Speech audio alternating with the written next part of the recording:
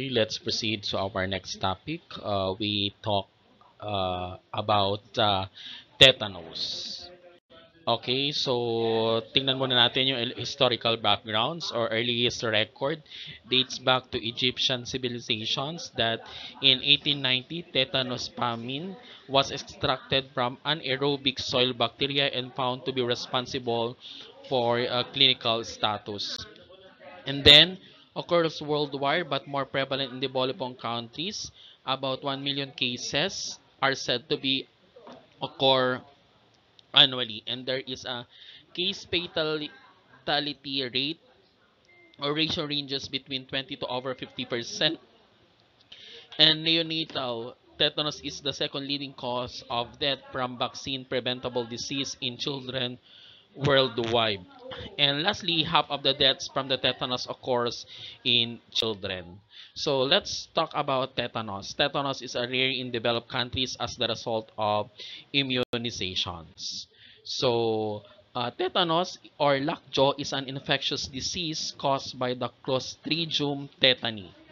Okay, a common soil bacterium that produces very potent exotoxin with prominent systemic neuromuscular efforts manifested by the generalized spasmodic contraction of the skeletal musculature. So tetanus is the fatal in up 60% of unimmunized persons, usually within 10 days of onset. Okay, so the toxin gain access to the CNS via retrograde axonomal transport in the motor nerves. So when the Clostridium tetani enters our body, they multiply rapidly, can cause local infections and tissue necrosis. So here, during the reproductions, they also release tetanus pamine, a neurotoxin. So tetanus plasmin enters the bloodstream and lymphatic and eventually spread to the CNS. So it's absorbed by the motor nerve endings and passes up through the axon cylinder to the anterior horn cells of the spinal cord. So this neurotoxin interferes with the signals traveling from the brain to the nerves in the spinal cord, so including here the nerves that innervate the muscles and causing muscle spasm and stiffness. Okay, so also here there is a reduction of release of acetylcholine from the motor neurons that result of paralysis of our cranial nerves in the cephalic tetanus. So yung Clostridium tetani natin is found primarily in the soil and intestinal tracts of the animals and humans. So Clostridium tetani is a slender, motile, gram-positive anaerobic rod that may develop a terminal spore, giving it a drum stem appearance. Okay, so spore may survive several years and are resistant to the various disinfectants and to boiling for 20 minutes. So, yun po yun. Okay, so yung spore natin, it can produce into toxin, to exotoxin, which is tetanolysine and tetrahispamine. Okay. Okay, the clinical significance of tetanus lysine is still uncertain, while on the tetanus plasmin is a neurotoxin that is responsible for the clinical manifestation of the tetanus. Okay, the mode of transmissions is primarily from the contaminated wounds.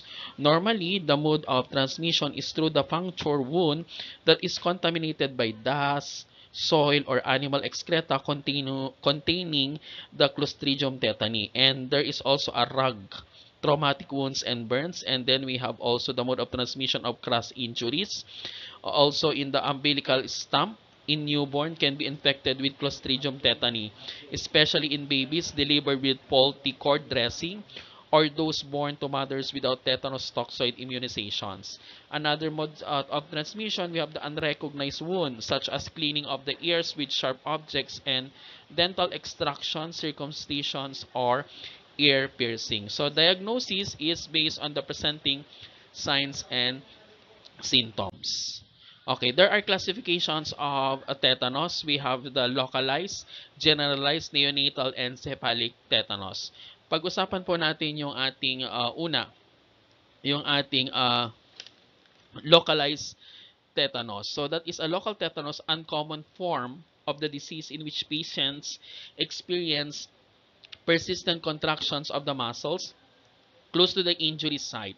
So these contractions may persist for many weeks before gradually subsiding. So yung local tetanus natin is generally milder, but it may precede the onset of generalized tetanus. Okay? Next one, we have neonatal tetanus. Yung neonatal tetanus naman natin is a form of generalized tetanus that occurs in the newborn. It usually occurs in babies born to mother who have not been vaccinated with tetanus toxoid during or before the pregnancy. And this is usually uh, occurs through infections of the unhealed umbilical stump, particularly when the stump is cut with a non-sterile instrument or faulty cord care. And then we have the cephalic tetanus. Yung cephalic tetanus naman natin, that is a rarest form and is limited to muscle and nerves in the head. So it usually occurs after trauma to the head area where the microorganisms gains entry through the injuries such as the laceration of the face, the eye injury, otitis media, and even post-dental extractions. And then there is a paralysis of the facial nerve is most frequently implicated, which may cause lockjaw, facial palsy, or pitosis. And lastly, we have the generalized tetanus. Yan yung kwan natin. That is the considered is the most common type. So the first sign of our generalized tetanus is trismus or lockjaw. That is accompanied by facial spasm called rhizus sardinocus. Okay? So yan. So ang steep of the neck ruffled with rigidity of pectorals and muscles of the hamstring. There also here the difficulty in swallowing associated with rapid heart or tachycardia. And also here there is elevated temperature, sweating, and elevated blood pressure. So muscular spasm may occur frequently and last for several seconds to minute with the back arc and shape into characteristic form called opistotonus. So this spasm may continue for up to 4 weeks. Okay, depending upon the response of the patients to the treatment. So may tinatawag tayong sympathetic overactivity here in the generalized tetanus. So itong sympathetic overactivity natin is a common in severe tetanus and it's manifested as labile hypertensions, tachycardia or dysrhythmia, peripheral vasculature constrictions, increased carbon dioxide output, and increased catecholamine excretion and late development of hypotensions. So that is for our generalized tetanus. Okay, punta naman tayo sa clinical features natin. So the hallmark of the tetanus are sustained muscular rigidity in severe cases, and there is a reflex in muscular spasm. So the interval time of between spore inoculations and development of the first symptoms in the incubation period usually 3 to 21 days from ranging 0 to 60 days. So usually yung ating incubation period dito sa tetanus po natin 3 days to 3 weeks in adults, 3 to 30 days in neonates. So generally the farther the injury site is from the CNS, the longer incubation period. So patient with shorter incubation times tend to have more severe symptoms. Okay? So yan po yun. Next one, we have in the earliest manifestations, we have the generalized tetanus. But this time, I will try to categorize into the neonates and then we have in the other children and adults. So, clinical manifestations or feature for neonates is we have the feeding and sucking difficulty is the first manifestation seen in the neonate. And then we have excessive crying or most of the time voiceless crying. An attempt to suck or result in spasm and cyanosis. There is also a fever due to the infections and dehydrations. There is also the jaw becomes so steep that the baby cannot suck or swallow, tonic or rigid muscular contractions, spasm or convulsions even with the slightest stimuli. And lastly, we have the may end with placidity, exhaustion, and finally, death. So, yan yung usually na makikita natin in terms of the neonates. While in the other children and adults, if the tetanus remain localized, signs of onset are spasm and increased muscle tone near or around the wound. So, if becomes systemic or generalized, indication include hypertonicity, hyperactive, deep tendon reflexes, tachycardia, profuse sweating, low-grade fever, and painful involuntary muscle contractions. And also, we have the neck and facial muscle rigidity, o yung tinatawag nating trismus. And then we have the grinding expression, or rhizus sardinocus ang tawag, is considered the pathognomonic sign of the disease. And also, we have the board-like abdomen or abdominal rigidity. And there is an intermittent tonic convulsion lasting for several minutes, which may result in cyanosis and sudden death due to asphyxiations. So, in severe cases, laryngospasm followed by the accumulation of secretions in the lower airway and result in respiratory distress due to involvement of respiratory muscles. And fracture of the vertebra may occur during this spasm, resulting in coma and death.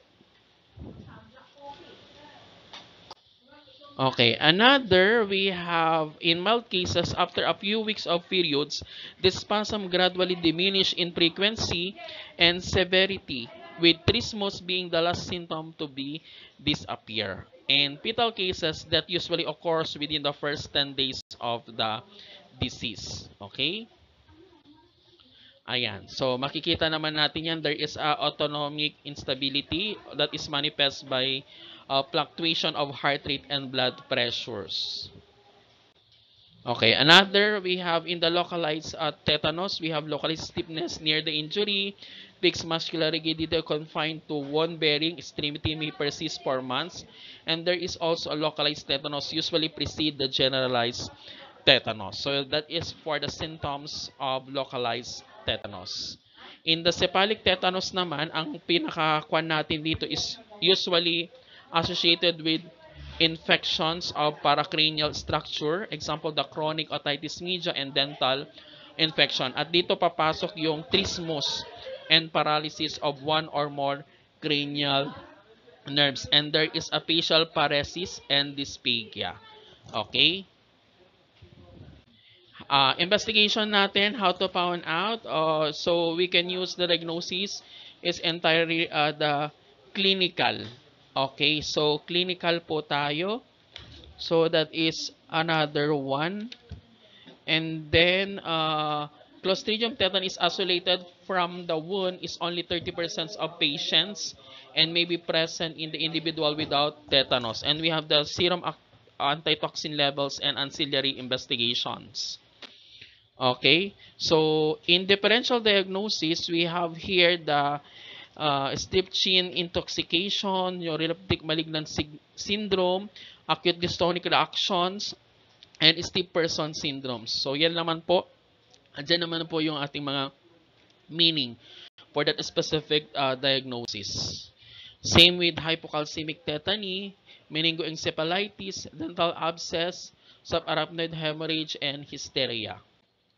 Okay, so there is a complications also of the tetanus na sinasabi natin. If the patient does not receive the treatment, there is the risk of life-threatening complication is higher and mortality rates vary from 40 to 76%. So, ang pwede pong mangyari po kasi dyan is number one, the fracture. Okay, so sometimes in severe cases, the muscle spasm and convulsion may lead to bone fracture. Number two, here we have the laryngospasm. So the larynx or the voice box goes into the spasm which can last up to minute causing the breathing difficulties. Okay? So yun. So papasok din po dyan yung ating pneumonia or aspiration pneumonia. If the secretion or contents of the stomach are inhaled, a lower respiratory tract infections can develop leading to pneumonia. And then we have the what do you call that one? We have the tetanic seizure. If the infection is spread to the brain, the patient can have epileptic light fits. Okay, and then we have the pulmonary embolisms. So a blood vessels in the lung can become blocked and affect the breathing and circulations. So the patients will need urgent oxygen therapy and anti-clotting medications. Okay, and then meron din tayong tinatawag na hypostatic pneumonia. So this can result from the collection of fluid in the dorsal region of the lungs. So this occurs in patients who are confined to a supine position for extended period of time. Okay? So yan, yung sinasabi natin kanina, the pulmonary embolism, the blood vessels in the lung can become blocked and affect the breathing circulation. So the patients will need urgent oxygen therapy and anti-clotting medications. Yung aspiration pneumonia, nasabi ko kanina, that if the secretion or contents of the stomach are inhaled, a lower respiratory tract infections can develop uh, leading to pneumonia. Okay?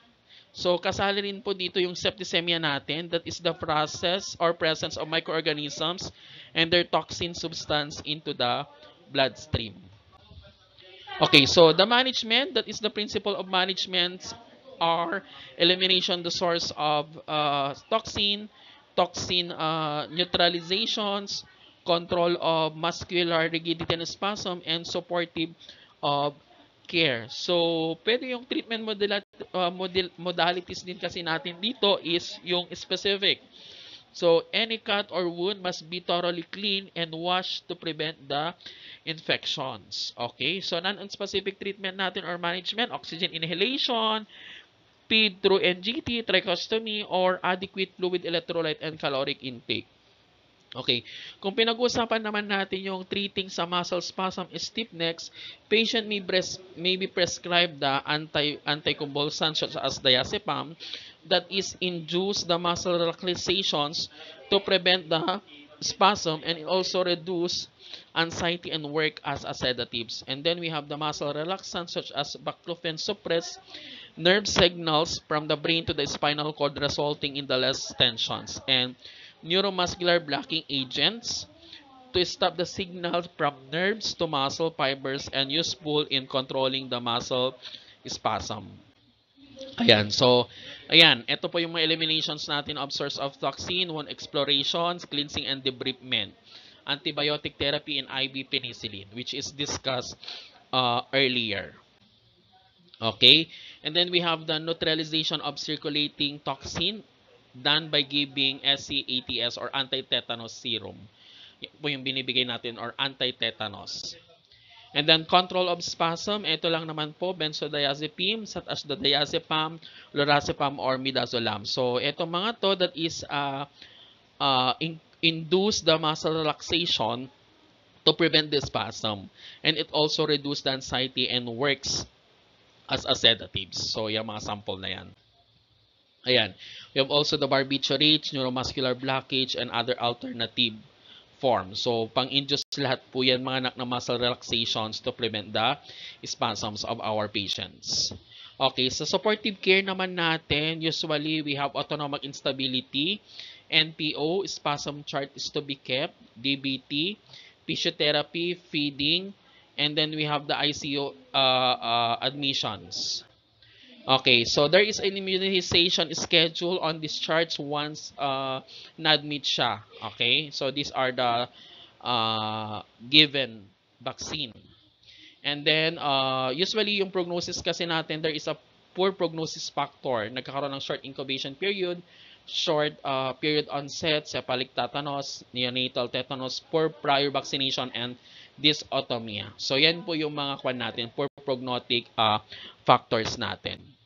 Okay, to preventions, usually naman kasi yung prevention natin is, una kasi we have the active immunizations with tetanus toxoid for pregnant women, DPT for our babies and children, and early consultations. Yan po ang pinaka-importante. Ayan. And then also the prophylaxis, which is the antibody dependent and can be either passive or active. Yung passive na pinag-usapan, yung tetanus specific immunoglobulin, or yung ating active, which is the tetanus toxoid. Patients should receive anti-tetanus globulin as well as tetanus, and then wounds that are neither clean nor minor. So 0 to prior doses or tetanus toxoid. Uncertain history of prior doses then. Okay, so immunization natin, alam na natin yan from first dose, second dose to third dose percentage of our tetanus toxoid. Okay, so tetanus toxoid can safely given to pregnancy and immunocompromised individual persons. Okay, and also here we have the length of protections. Alam na po natin that is 5 to 6 doses. We have 20 to 25 years. Okay, so regarding this spore of causative organism of tetanus, which is true, that is highly susceptible to heat and disinfectant. So the survive of kwan po natin, yung ating MCQs natin is less than 24 hours and requires high oxygen tension to grow. Okay, so complication of tetanus includes the following. So yan po yung mga complications na pag-usapan natin kanina. It can be fracture, aspiration pneumonia, laryngospasm, tetanic seizure, pulmonary embolism, severe kidney failure, hypostatic pneumonia, pwede rin to sa due to trauma or septicemia. So yan, yun yung mga other complications. Okay? So, ito naman po yung mga diagnosis of tetanus which is confirmatory ESR, serum antitoxin level, serum tetanus toxin level, CSF antibody. Okay. So, yon. So, the following are for prognostic are features of tetanus, the presence of autonomic features, short incubation period, and short period onset. So, more on cephalic presentation of culprit wound, presence of difficulty opening mouth as first symptoms. So, ang pwede pa natin gawin in terms of the nursing care, we have the maintain patent airway, keep an accurate cardiac monitoring record, maintain IV line for medications and emergency care if necessary. And also, we need also to have the carry out efficient wound care and avoid stimulants, warn visitor not to upset or overly stimulate the patient, and refrain from talking loudly. And then prevent also here the contractures and pressure sore to help the patients perform range of motions, exercises, and turn the patients to his or her side regularly if the conditions of the patients permits it, and watch for also the urinary retentions. And we need also here to monitor the vital signs and muscle tone closely, provide optimum comfort measures, and lastly, prescribe a nutritious diet. A patients with tetanus require a highly calorie intake due to the increased muscle activity. So yan lang naman po ang dapat natin matandaan in terms of tetanus po. Okay, so wag po natin kakalimutan lahat yon. So that is end for our tetanus. Thank you.